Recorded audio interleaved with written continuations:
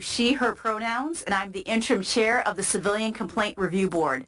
I would like to call the CCRB's February Public Board meeting to order. Would the rest of the board like to introduce themselves? We'll start with our newest board member, June. If you could introduce yourself, and then we'll go to Reverend Carolina, John, and then over to Herman. I am June Northern, mayor appointee from Brooklyn. Demetrius Carolina, mayoral appointee, Staten Island. Good afternoon, John Siegel. I'm a mayoral appointee to the board. John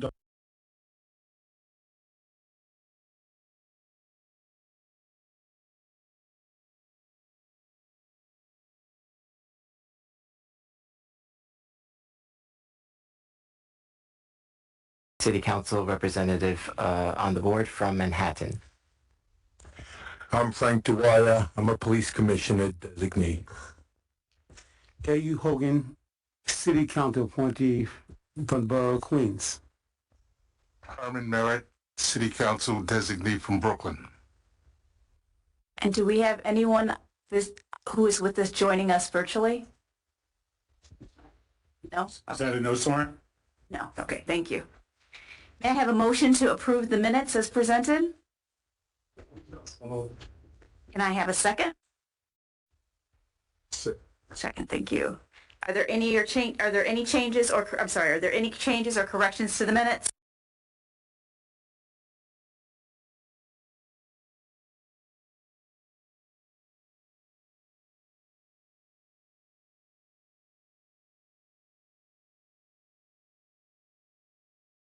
Ago today marked the start of Black History Month, a time of year that's carved out for us to remember the immeasurable contributions of Black Americans have made to this country.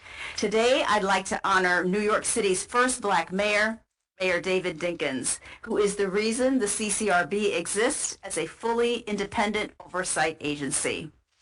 We are reminded of the importance of police oversight as we continue to face atrocities of police brutality, particularly against Black and brown men that have come to light.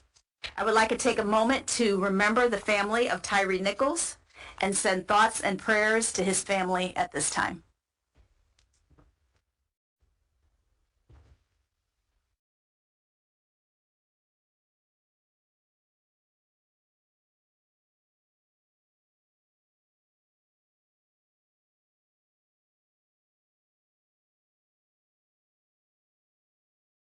After George Floyd's murder, peaceful protesters were kettled, pepper sprayed, assaulted, and arrested. As a result, the CCRB received over 250 complaints, 300 of which were filed in just 48 hours.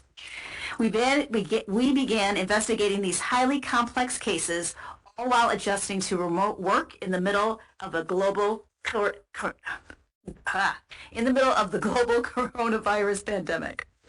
Over the next 2 years, investigators tracked down witnesses, photographs, video montage, and more video footage and more to piece together the series of events and protests across all 5 boroughs. With the evidence diligently collected by CCRB investigators, the board was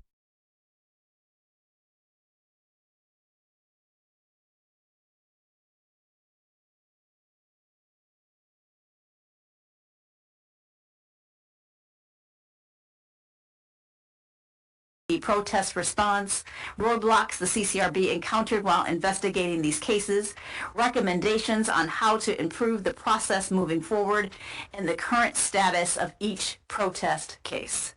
After analyzing these cases, the CCRB has several recommendations on how the NYPD should update procedures in order to better respond to protests in the future. Members of service should receive updated and routine training on the proper use of crowd control tactics during large-scale events. Officers particularly need to be retrained on the use of pepper spray and batons. They should not interfere with reporters and legal observers who are acting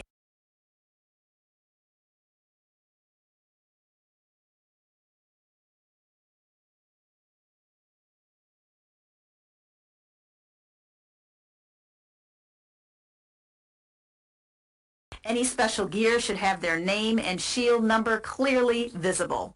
The department should have organized deployment plans that allow easy tracking of where individual members of service are. Officers should have fully charged body-worn cameras and functioning GPS that should be activated for all interactions. The CCRB should have direct access to body-worn camera footage and other NYPD documents. To read all 17 CCRB recommendations, please find the report on our website. But one instrumental step the NYPD must take is to hold these officers accountable. The NYPD must send a message to their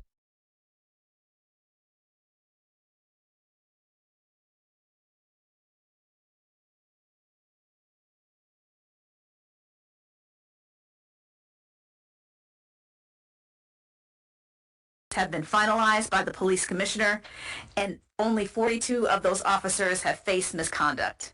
In order to rebuild civilian trust in the NYPD, they must hold their officers accountable.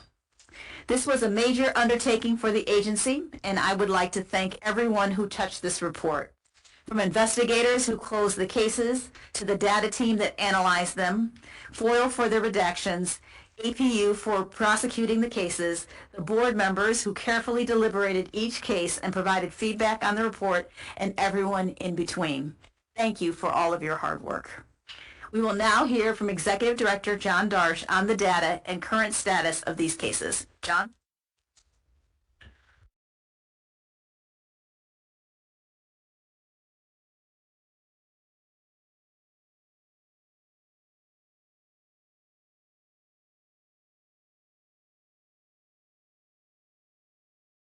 The board recommended 89 officers receive charges and specifications, which is the highest level of discipline that we can recommend.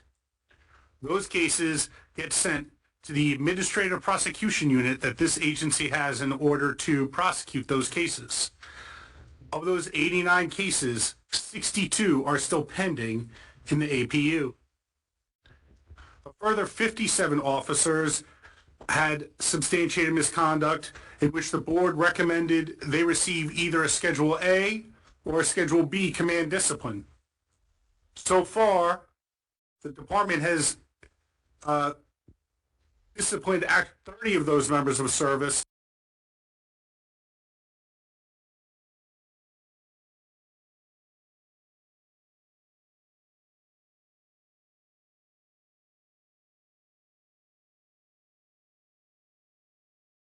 Multiple allegations of misconduct.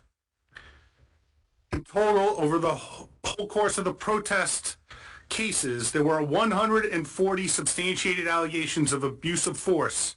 That included 34 allegations of improper use of a baton and 28 allegations of improper use of pepper spray that were substantiated. There were a further 72 allegations for abuse of authority that were substantiated, and during the time covered by this report, the CCRB did not have jurisdiction over improper use of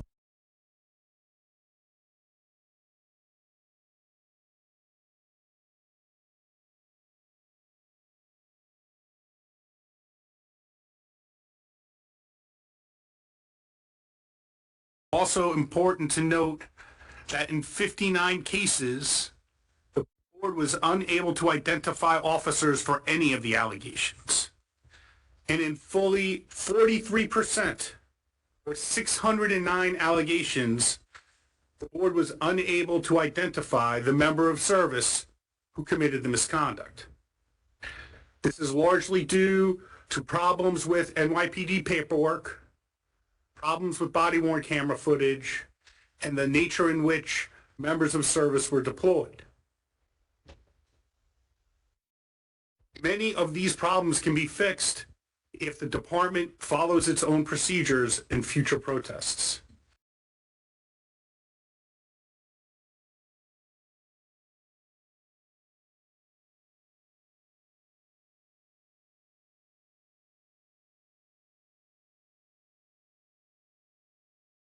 Processed arrest and summonses were not familiar with the incident, for this, that the civilian was alleged, the crime or the violation that the civilian was alleged to have committed, or the officer who gave the civilian to the officer who is writing up the arrest. That took away one of our main tools. We're able to identify the officers who were involved in an incident. We also found that the department deployed officers outside of their normal protocol. Instead of deploying people via the radio, there were officers deployed on an ad hoc basis over cell phones, often with supervised.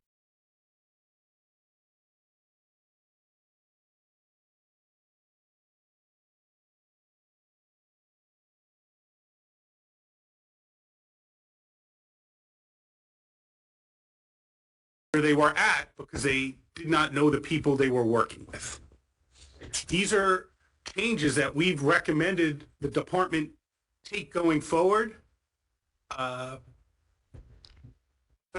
there are going to be protests like this in the city of New York in the future. There are going to be incidents where people want to protest, whether it's about police misconduct or it's about a woman's right to choose or unionization, any of a host of issues that could come up. And the NYPD and this city need to be prepared for how to respond to those types of incidents. One of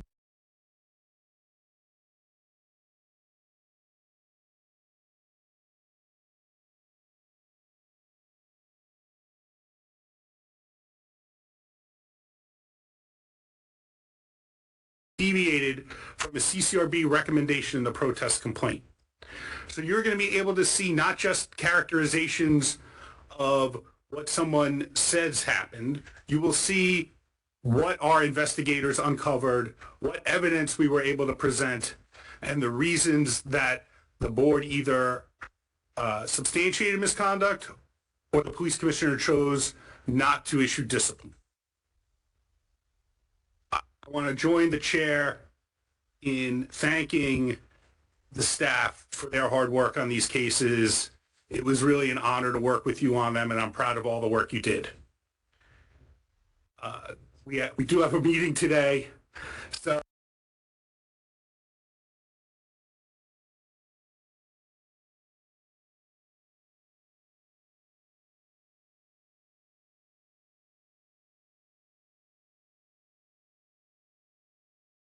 and we will call on you.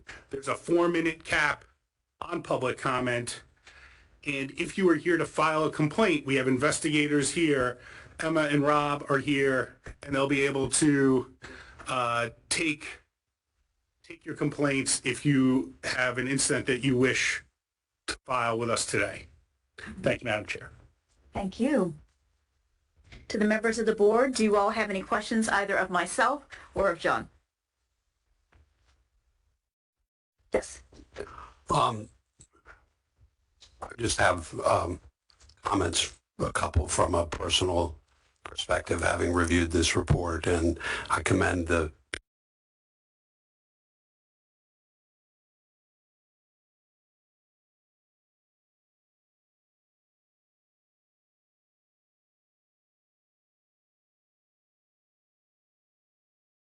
that led to a lot of this, just to put them on the record.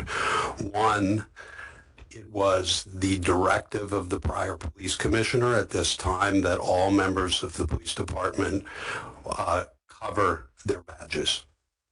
And that was a directive and an appropriate one to memorialize losses and things that were going on, but one that, as the findings of this report shows, there need to be other ways of doing that that don't tend to obscure the identity of officers, as the recommendations in the report detail. Secondly, I've lived in New York 46 years. This is the only general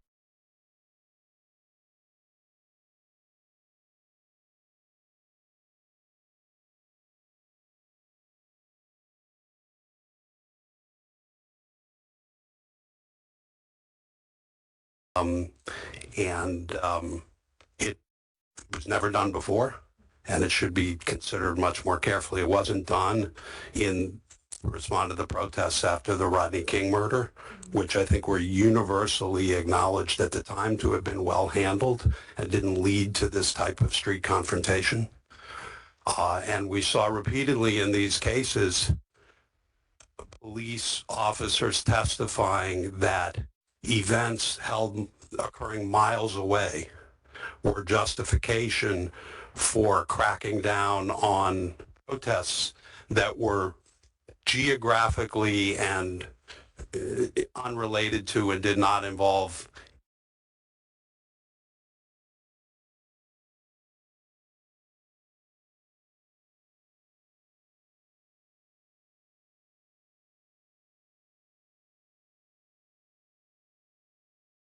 is, in my view, why the numbers here are so high. So I appreciate the opportunity to comment and thank everyone for their work. Thank you, John, for that addition. We do appreciate it. Does anyone else have any question or comment related to the protest report?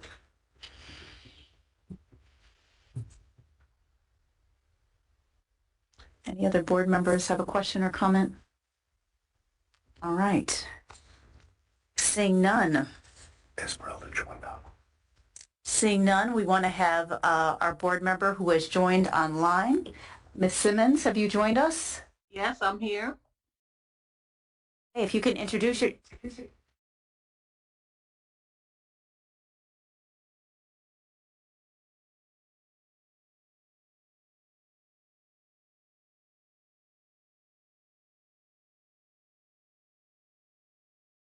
My name is Esmeralda Simmons. I'm an appointee of the public advocate Jumani Williams, and I hail from Bedford-Stuyvesant in Brooklyn. Glad to be here. And do you have any comment or question on the release of the protest report? Yeah, excuse me? I didn't hear you. Comment or question on the release of the protest report before we proceed in the meeting? Yes, thank you for giving me the opportunity. I join with my fellow board member, John, in congratulating the staff on a fine job done, and also thanking the board members who worked so arduously to go through these cases and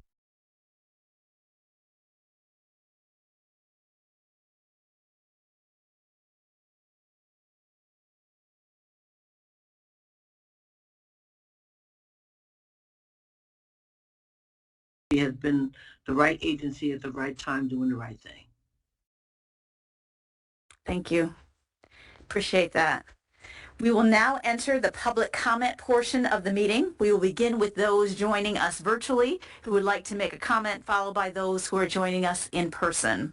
For those joining virtually, please use the raise your hand feature. Please keep your comments to 4 minutes. Yahira, would you please call on the first person? Thank you, Madam Chair. First, we'll be hearing from Chris Dunn. Okay, Arva, can you hear me? I can hear you, Mr. Dunn. Thank you for joining us. Good afternoon.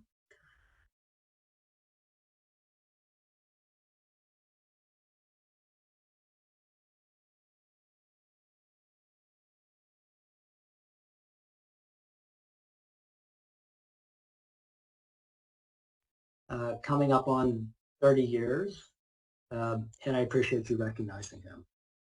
In terms of the report, I want to say on behalf of the NYCLU, we feel like this was a terrific effort by the agency. It's an important report. It identifies many acts of misconduct by the police department during the George Floyd protests. I think, as everyone recognizes, this just scratches the surface of the misconduct that took place. And as somebody who has been dealing with the police department for decades now, there was a level of pervasive, unchecked,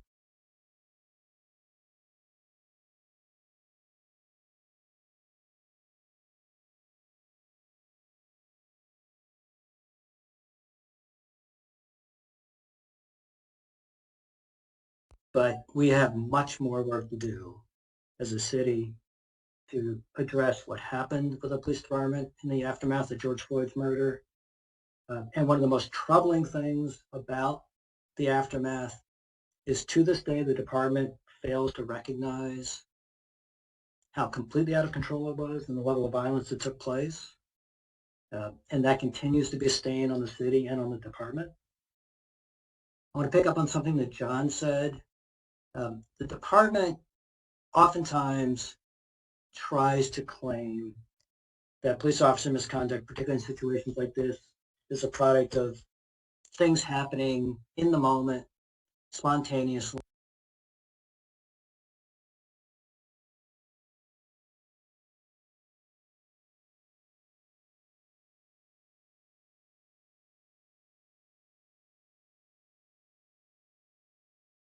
Invasive covering of officer identification. That is premeditated, that was systematic, that was from the top, and something very serious has to happen as a result of that. I do not think we can expect the police department to address that. This is something that the mayor's office has to deal with, and I can only hope that the second black mayor that we have had will take responsibility for that. And I have been troubled by the silence from City Hall so far in response to this report. And I look forward to hearing more from them about what they're going to do about this. The final thing I want to mention is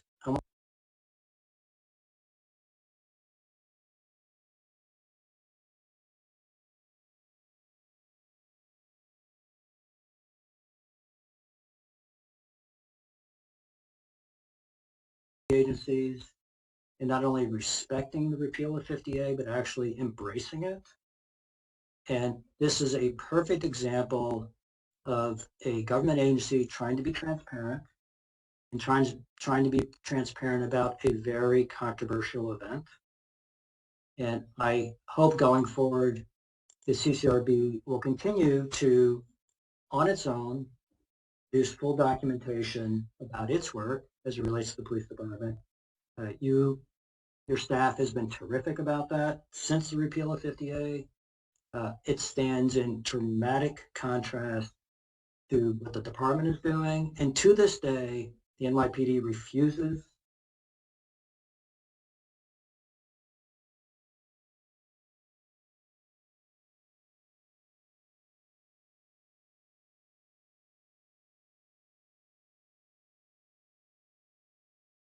example of that. Thank you. Thank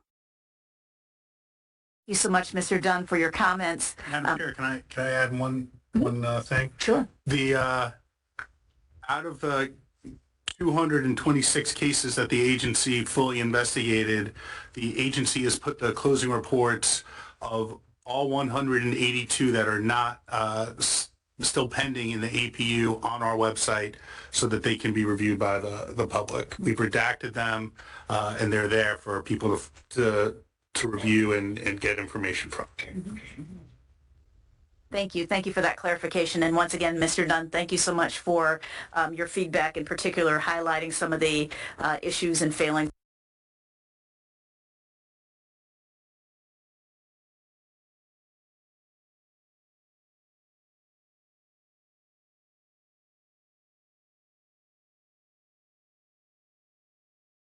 Take this moment to thank the Office of Assemblymember Sufrat Forrest, Assemblymember Stephen Raga, Assemblymember Michael Novikov, and the Queens District Attorney and the Manhattan District Attorney for attending tonight.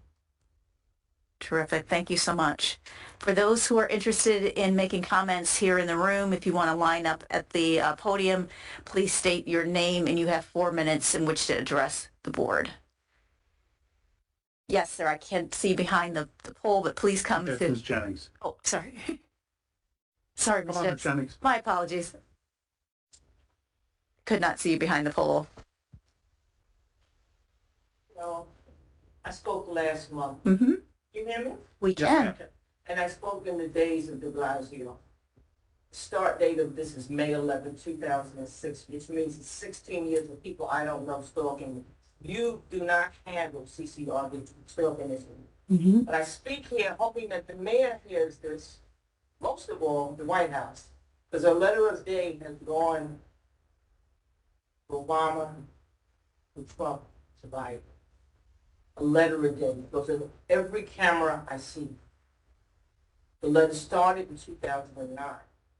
I only walked from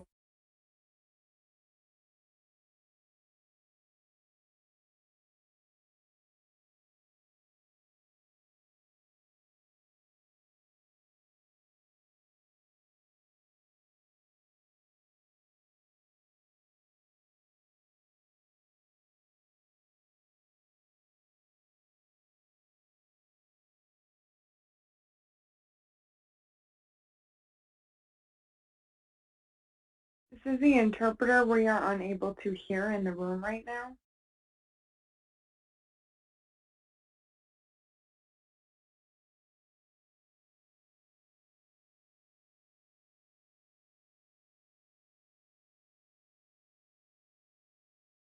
if you're the police and you see huge mobs coming at a lady and I go and ask you for help and you walk away and I'm at a camera because that's where I'm at when I'm making the phone calls.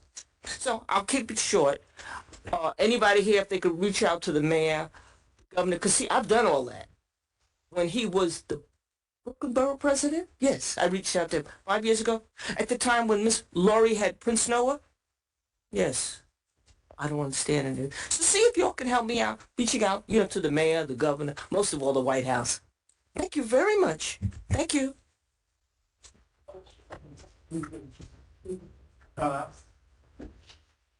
Ms. Jennings has been coming to the board for many years now, and we will make another attempt to try and help her after tonight. Okay. Thank you. Yes, ma'am. Thank you. My name is Jenvin Wong. I'm a staff attorney with the Legal Aid Society. First and foremost, apologies for my tardiness today, and also thank you to the board. The release of this report is really an achievement. I know that it's been long waited for. I know it's been a lot of hard work has gone into it. And as we reviewed this report, there were a lot of things that really jumped out at us. The amount of excessive use of force claims here that were substantiated. I understand that the CCRB is vigorously pursuing accountability against these officers, and I understand that unfortunately the police commissioner having final say over discipline, the CCRB can only do so much. Nonetheless, what the CCRB is doing is something that is a service to every New Yorker, and especially New Yorkers who went out into the streets to exercise their First Amendment rights in 2020, who are out expressing their grief, their collective grief, and who just wanted to be able to safely protest and express their views with respect to police brutality.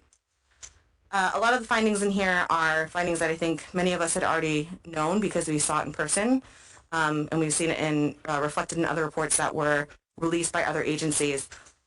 I did have a question for the CCRB, which is, and I know I heard this because I know earlier Yahira had mentioned that she was thanking some members of various district attorneys' offices that were also present at tonight's meeting. And my understanding is that the district attorney's offices also have police accountability units or public corruption units that are tasked with investigating and prosecuting officers who commit crimes. With the substantial amount of excessive use of force claims in here, it sounds like there's a lot of assault cases here as well. Criminal conduct by police officers, and I'm just curious as to whether or not any of these cases were referred by CCRB to any of the relevant district attorney's offices and whether any resulting investigations, prosecutions were pursued as another avenue of accountability when the CCRB may not be able to pursue accountability or may not have been able to get it because of deviations from the police commissioner or so forth. One thing I also wanted to point out was the finding here about the pervasive practice of officers obscuring their badge numbers in a way that prevented people from finding out who they were or from noting who they were when they were confronted with officers who engaged in misconduct. And this ties in with the Right to Know Act, which I think is another problem that has reared its head many times with complaints that are made to the CCRB with officers that are unable to be identified. And the CCRB has done a lot of education on the Right to Know Act, and I hope that that education continues because it's important. In order for us to hold officers accountable, we need to know who they are. and officers need to comply with the Right to Know Act in order for civilians to be able to name them in their complaints. So lastly, I just wanted to reiterate our support for Legal Aid's recommendation to have direct access to body-worn camera footage. The delay is unacceptable. As an oversight agency and as an agency that investigates officer misconduct, the CCRB should have direct access to body-worn camera. This has long been advocated by the agency itself, and it's long been supported by the Legal Aid Society and other advocates. Thanks for your time.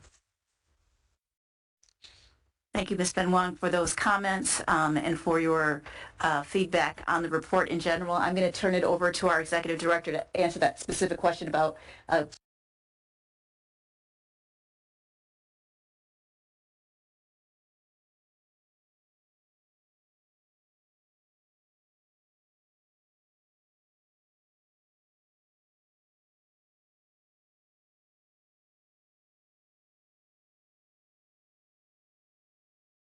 the time, we did not refer cases to in those instances. They were concurrent investigations that the DA's offices had opened on their own.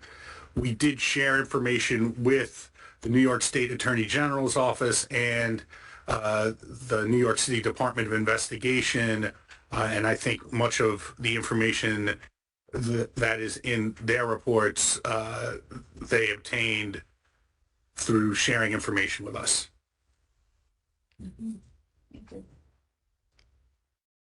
Is there anyone else in the room who has a comment or question?